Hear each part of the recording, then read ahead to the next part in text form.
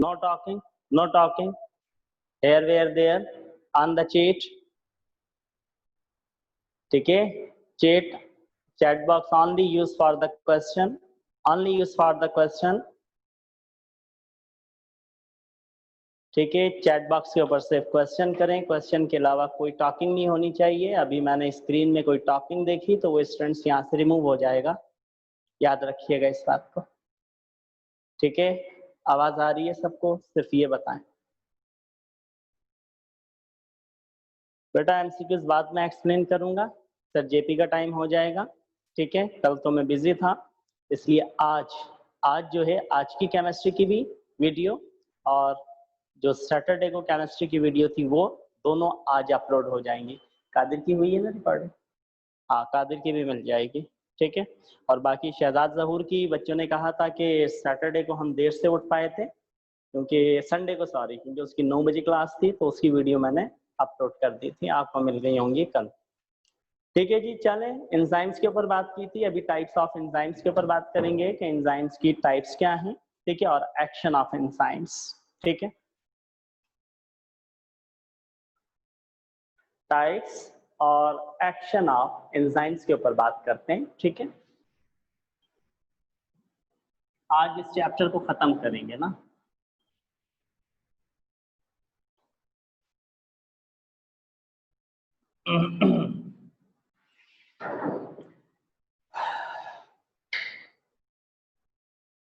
Type of enzymes. ठीक है, ये देखें लास्ट टाइम सैटरडे को भी मैंने आपको बताया था, अगर आपको याद हो कि एंजाइम्स बेसिकली किसके बने हुए हैं, प्रोटीन्स के बने हुए हैं ना। और प्रोटीन में भी इनका स्ट्रक्चर कैसा था, 3 डायमेंशनल स्ट्रक्चर, जिसको टर्शियरी स्ट्रक्चर या सुपर फोल्डेड स्ट्रक्चर का आपने नाम दिया था। खैर, अच्छा, फिर एंजाइम का मॉलिक्यूलर वेट बताया था आपको, कैटालेज एंजाइम्स का बताया था। देखें, अब एक साइंटिस्ट था यूलर इन 1932। यूलर ने 1932 में क्या एक कॉन्सेप्ट दिया था, कौन सा कॉन्सेप्ट दिया था, लेकिन यूलर से पहले मैं एक और चीज के ऊपर जाता हूं कि देखें एंजाइम्स के अंदर, एंजाइम 2 पार्ट्स में कंसिस्ट करता है। एंजाइम्स देखें, enzymes consist on the 2 parts. कितने पार्ट्स पे कंसिस्ट करते हैं एंजाइम? 2 पार्ट्स के ऊपर। ठीक है बेटा, एक जो है प्रोटीनियस पार्ट है, ठीक है, और दूसरा जो है नॉन प्रोटीनियस पार्ट है। ठीक है, अच्छा, प्रोटीनियस पार्ट को आप किसका नाम देते हैं? उसको आप एपो एंजाइम्स का नाम देते हैं, एपो एंजाइम्स। और जो नॉन प्रोटीनियस पार्ट है, उस नॉन प्रोटीनियस पार्ट को प्रोस्टैटिक ग्रुप का नाम देते हैं कि वो क्या है, प्रोस्टैटिक ग्रुप है। ये कॉन्सेप्ट किसने दिया था? ये कॉन्सेप्ट बेसिकली दिया था आपके पास यूलर एक साइंटिस्ट था, 1932 में उसने कॉन्सेप्ट दिया था। अच्छा, बाद एंजाइम जो है, देखिए सम एंजाइम्स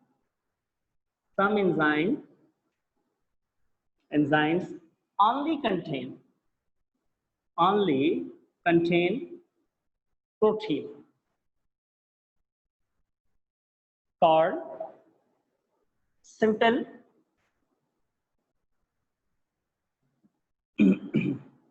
प्रोटीन एंजाइम्स। कि कुछ एंजाइम्स ऐसे हैं जो सिर्फ प्रोटीन को कंटेन करते हैं, तो उनको हम किसका नाम देते हैं? उनको हम नाम देते हैं यानी कि सिंपल प्रोटीन एंजाइम्स। और बाद एंजाइम क्या है, नॉन प्रोटीनियस पार्ट को कंटेन करते हैं। ठीक है, तो अब नॉन प्रोटीनियस पार्ट क्या कहलाता है? चलो मैं ये भी लिख देता हूँ यहाँ पे। एक पॉइंट तो ये हो गया आपके पास, एक पॉइंट ये हो गया। दूसरा पॉइंट, सम enzyme contain non-proteinaceous part called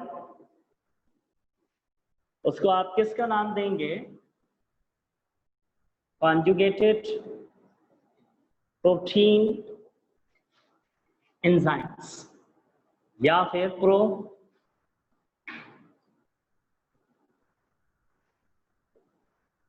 prostatic group. Marker refill करवाना है, मार्कर ब्लैक मार्कर रिफिल है कोई?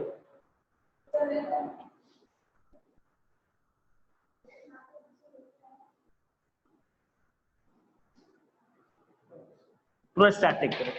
अच्छा देखिए, यहाँ पे मैंने कहा कि कुछ एंजाइम ऐसे हैं जो नॉन प्रोटीनियस पार्ट को कंटेन करते हैं, तो उनको आप किसका नाम देंगे? कॉन्जुगेटेड ये तो क्या, उनको आप किसका नाम देंगे? उनको आप नाम देंगे कॉन्जुगेटेड प्रोटीन एंजाइम या प्रोस्टैटिक ग्रुप्स का नाम देंगे, ठीक है। अब यूलर ने ये कॉन्सेप्ट दिया था, यूलर ने एंजाइम को क्लासिफाई किया था कितने? 2 ग्रुप्स के अंदर। एक कौन सा था? Proteinaceous part. उस प्रोटीनियस पार्ट को आपने किसका नाम दिया था? एपोएंजाइम का। और दूसरा कौन सा था? Non proteinaceous part. Non proteinaceous part क्या था? प्रोस्टैटिक ग्रुप था आपके पास, ठीक है। तो अब देखिए, on the basis of prosthetic group enzymes are classified into 2 categories. कि प्रोस्टैटिक ग्रुप की बेसिस के ऊपर हमने एंजाइम्स को कितनी कैटेगरी के अंदर क्लासिफाई किया है? 2 कैटेगरी के अंदर। एक है आपके पास इनऑर्गेनिक और दूसरे हैं ऑर्गेनिक, ठीक है।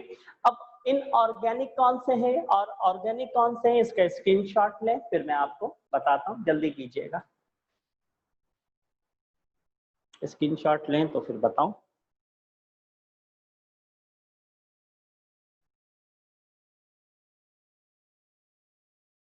ले लिया स्क्रीनशॉट? ले लिया, ठीक है।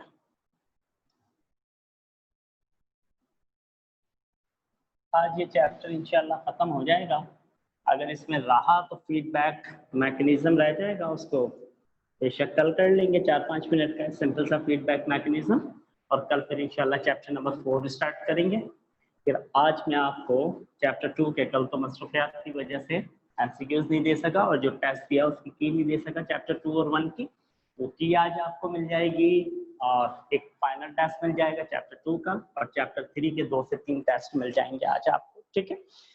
अच्छा देखें, एक है number 1 with inorganic ions. With inorganic ions. अच्छा देखिए, विद इनऑर्गेनिक आइंस के अंदर क्या है? देखें, these enzymes are contain non-proteinous part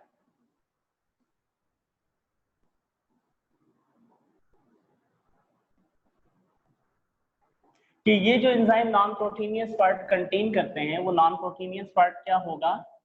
in organic part होगा, इन ऑर्गेनिक पार्ट होगा, ठीक है। सो दे कॉल्ड कोफैक्टर। क्या कहलाएंगे? कोफैक्टर्स कहलाएंगे। और कोफैक्टर जितने भी हैं आपके पास, सैटरडे को भी बताया था, वो सब क्या है? एक्टिवेटर्स हैं। एक्टिवेटर्स क्या होते हैं? मेटल्स होते हैं, ठीक है। जैसे मैंने कल भी एग्जांपल ली थी, यानी कि परसों, अमाइडेज एंजाइम है आपके पास, ठीक है, या फिर पेप्टाइडेज एंजाइम है आपके पास, ठीक है, ठीक है। Carbonic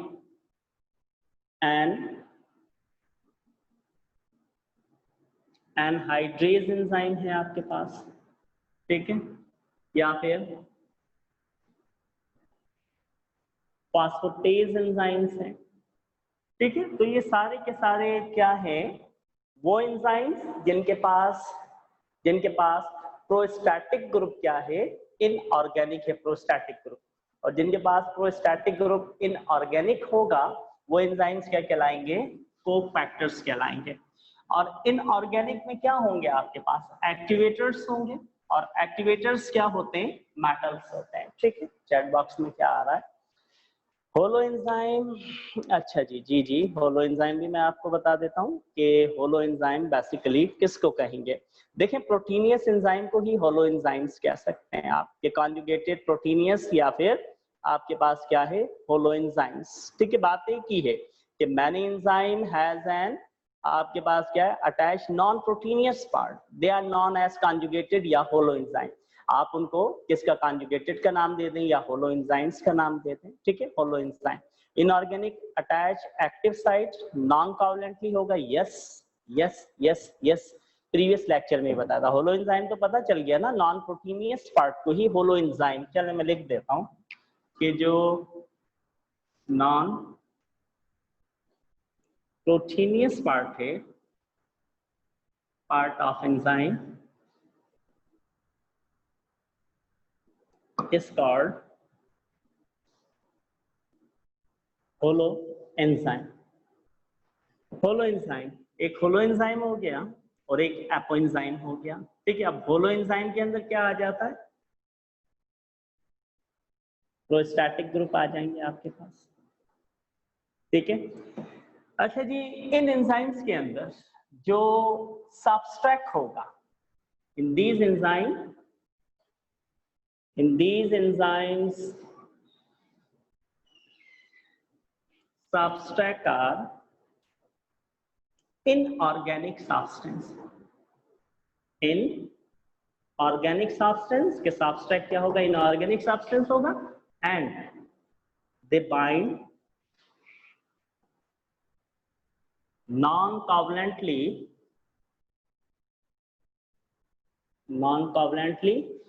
with active site।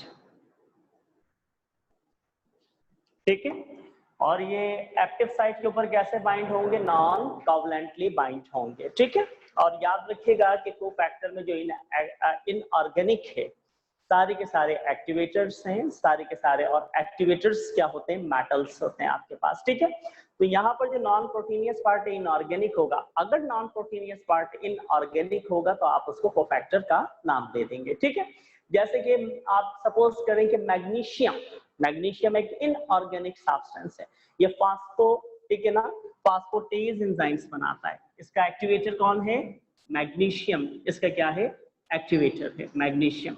ठीक है, या फिर आपके पास यूं कह लीजिए कि कार्बोनिक एनहाइड्राइड से उसका एक्टिवेटर कौन है, जिंक है। ठीक है, तो ये क्या है, जिंक है, magnesium, copper, chlorine, chloride, zinc, peroxides, ये सारे के सारे क्या है, एक्टिवेटर्स हैं, और ये इनऑर्गेनिक हैं। और एक्टिवेटर्स इनऑर्गेनिक होता है और हमेशा क्या होता है, वो मेटल्स होते हैं। स्टैट क्लियर।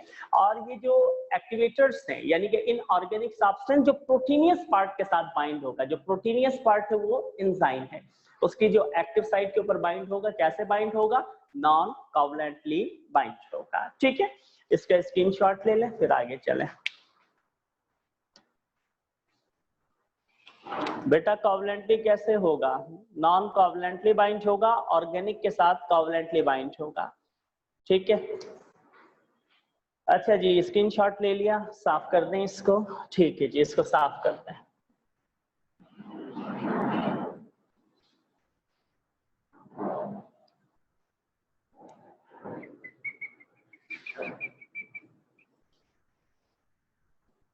अच्छा, with organic ions, with organic ions second है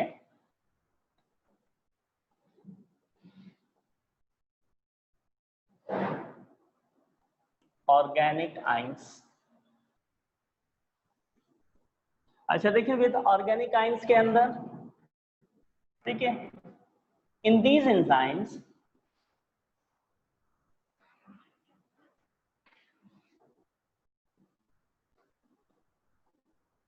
the non-proteinous part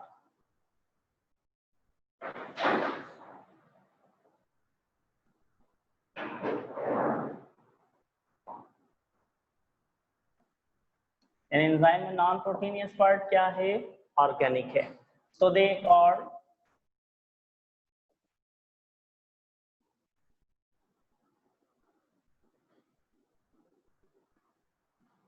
coenzymes। ठीक है, इनऑर्गेनिक होगा। अच्छा, दे they contain only 1% part. इनका अमाउंट कितना होगा, इनका अमाउंट कितना होगा, ओनली 1% इनका अमाउंट होगा, ठीक है। कोई भी ऑर्गेनिक सब्सटेंस हो सकता है, ऑर्गेनिक सब्सटेंस, या फिर विटामिन्स हो सकते हैं, ऑर्गेनिक सब्सटेंस या फिर कोई विटामिन्स हो सकता है। और ये ऑर्गेनिक सब्सटेंस या विटामिन कहाँ पे बाइंड होंगे, बाइंड, ठीक है, बाइंड होंगे कहाँ पे, एक्टिव साइट पे, एक्टिव साइट पे, ठीक है। अच्छा, कैसे बाइंड होंगे आपके पास, with covalent bond, covalent bond की मदद से। तो याद रखिएगा, इन एंजाइम को हम कोएंजाइम्स कहते हैं। कोएंजाइम्स में, कोएंजाइम्स में, कोएंजाइम्स में जो सब्सट्रैक्ट होगा, सब्सट्रैक्ट, सब्सट्रैक्ट जो होगा वो क्या होगा, ऑर्गेनिक। बाइंड कहां होगा, एक्टिव साइट पर। कैसे बाइंड होगा,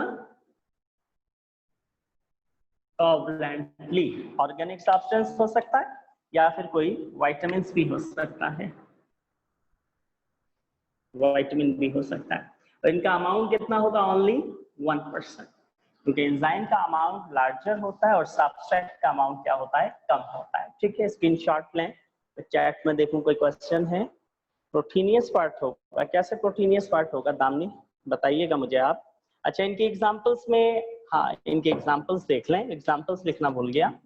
एग्जांपल्स में NAD आ जाएगा आपके पास, या फिर NADPH2 आ जाएंगे, या फिर ATP आ जाएगा, ठीक है, या FAD, ये इनकी क्या है, एग्जांपल्स हैं, ठीक है। अच्छा जी, स्क्रीनशॉट ले लें। फिर उसके बाद mode of action of enzymes, के एंजाइम्स का मोड ऑफ एक्शन क्या है, जल्दी से स्क्रीनशॉट ले लें। फिर mode of action of an enzymes, इसको डिस्कस कर लेते हैं बेटा।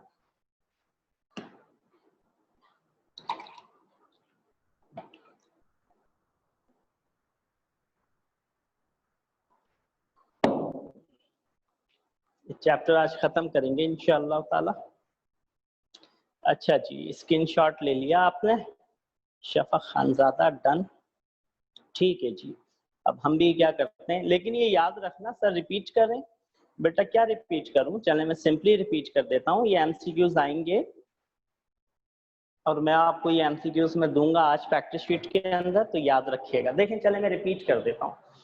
कोएंजाइम कौन से एंजाइम्स कहलाते हैं, जिनमें सब्सट्रैक्ट क्या हो, ऑर्गेनिक हो, सब्सट्रैक्ट क्या हो, ऑर्गेनिक, और वो सब्सट्रैक्ट कहां बाइंड होगा, एक्टिव साइट के ऊपर। और जब सब्सट्रैक्ट एक्टिव साइट के ऊपर बाइंड होगा तो कैसे बाइंड होगा, कोवलेंट की बाइंड होगा, कोवलेंट बॉन्ड की मदद से बाइंड होगा, ठीक है। इस ऑर्गेनिक सब्सटेंस का उस होल एंजाइम में कितना अमाउंट होगा, ओनली 1% होगा। ऑर्गेनिक पार्ट भी हो सकता है, या फिर ऑर्गेनिक पार्ट के अलावा अगर आप देखें कोई विटामिन्स वगैरह भी हो सकते हैं, ठीक है। तो ऐसे एंजाइम्स को हम किसका नाम देते हैं, कोएंजाइम्स का नाम देते हैं, ठीक है। क्लियर। अब मैं इसको रफ कर रहा हूँ, रिमूव कर रहा हूँ। रिमूव करने के बाद फिर आगे चलते हैं।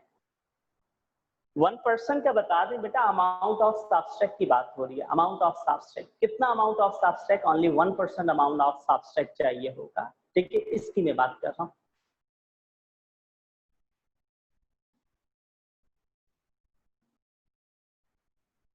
अभिषेक,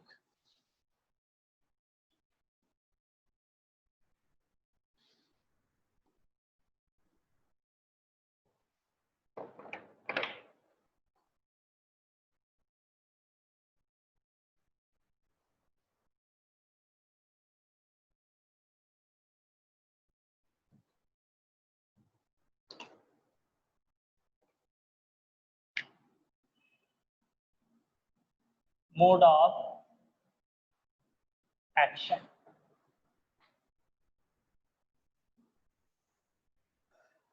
अच्छा उसके बाद देखिए मोड ऑफ एक्शन क्या है, मोड ऑफ एक्शन के अंदर बात करते हैं। अच्छा, मोड ऑफ एक्शन से पहले एक बात मुझे बताइए आप, कि आप जानते हैं किसके बारे में, आइसोएंजाइम्स के बारे में, कि बेसिकली आइसोएंजाइम्स आपके पास क्या कहलाते हैं, आइसोएंजाइम किसको कहेंगे, देखें आइसोएंजाइम किसको कहते हैं? When many different enzymes, when many different enzymes perform same chemical reaction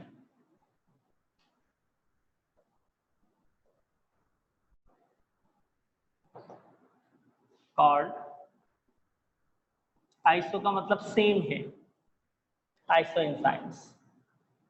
ठीक है, जब बहुत सारे डिफरेंट किस्म के एंजाइम सब मिलकर के कोई एक केमिकल फंक्शन को परफॉर्म करें तो वो क्या कहलाएंगे? आइसो एंजाइम्स कहलाएंगे आपके पास। ठीक है, अच्छा उसके बाद एंजाइम जो पर्टिकुलर होते हैं, हाँ बिल्कुल एंजाइम पर्टिकुलर होते हैं।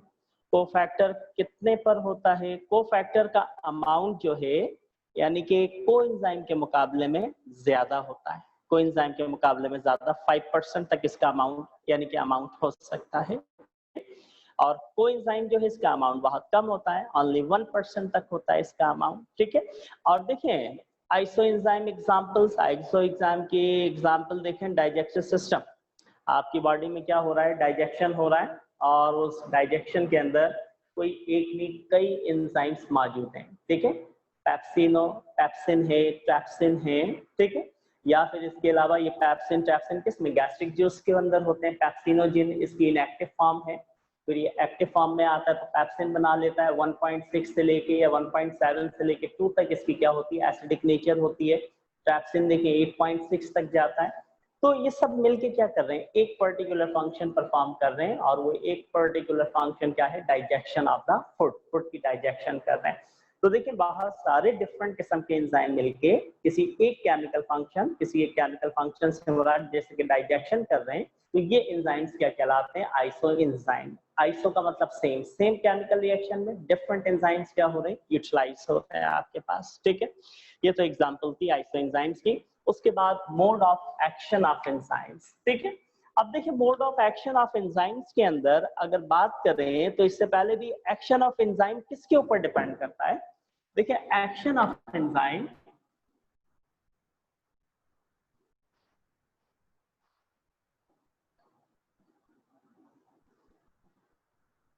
डिपेंड अपॉन द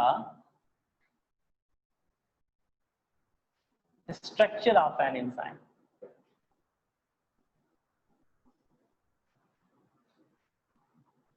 एंजाइम कि जो मोड ऑफ एक्शन है एंजाइम का वो किसके ऊपर डिपेंड करता है? स्ट्रक्चर ऑफ एन एंजाइम्स के ऊपर। एंजाइम के स्ट्रक्चर के ऊपर क्या करता है?